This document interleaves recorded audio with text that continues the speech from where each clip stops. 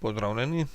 V naslednjem videu vam bom predstavil, kaj storiti v primeru, da vam program pri vstopu v Calculus javi, da je preseženo število uporabnikov.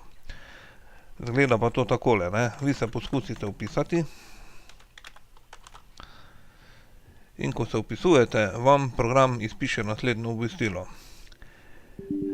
Napiše, da je preseženo število uporabnikov in da morate malo počakati.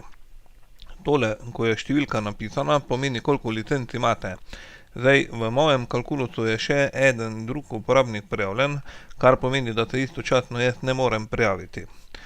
Zdaj, glede licenc, ne, odvisno koliko licenc vzamete pri nas, toliko uporabnikov je lahko istočasno prijavljenih. Vi lahko imate na primer tudi 10 uporabnikov, pa samo eno licenco, ampak to pomeni, da istočasno lahko samo en uporabnik dela. Zdaj pa kaj v tem primeru narediti? Tule kliknete OK.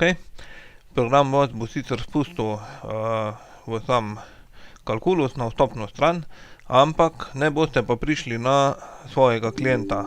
Tu, če boste poskusili klikniti gor, vam bo napisalo, da je preseženo število licenc. V tem primeru greste pod skrbniška opravila, pod uporabnike in to imate na zavihku prijavljeni uporabniki.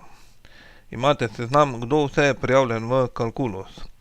Jaz sem se poskusil prijaviti kot Marko, pa nisem prišel na svojega klienta, ker je Miha, že zasedel to licenco. Zraven vam pa piše še potem, kjer računalnik je to. Zdaj, v mojem primeru sem se seveda kar na istem računalniku dvakrat poskusil prijaviti. In pa katera postaja je to. Zdaj, kaj lahko naredite, ne? Lahko prosite kolega, da gre ven iz programa, da se lahko vi prijavite, lahko pa, na primer, če je šel nekam na dopust ali pa kaj podobnega, lahko sami kliknete gor na tega uporabnika, kateremu bi radi prekinili prijavo in izberete prekini prijavo. Kliknete z desnim gumbom na miški, pa prekini prijavo. Program vas bo vprašal, ali resnično želite to narediti, kliknete da in nato se boste lahko normalno povezali na svojega klienta.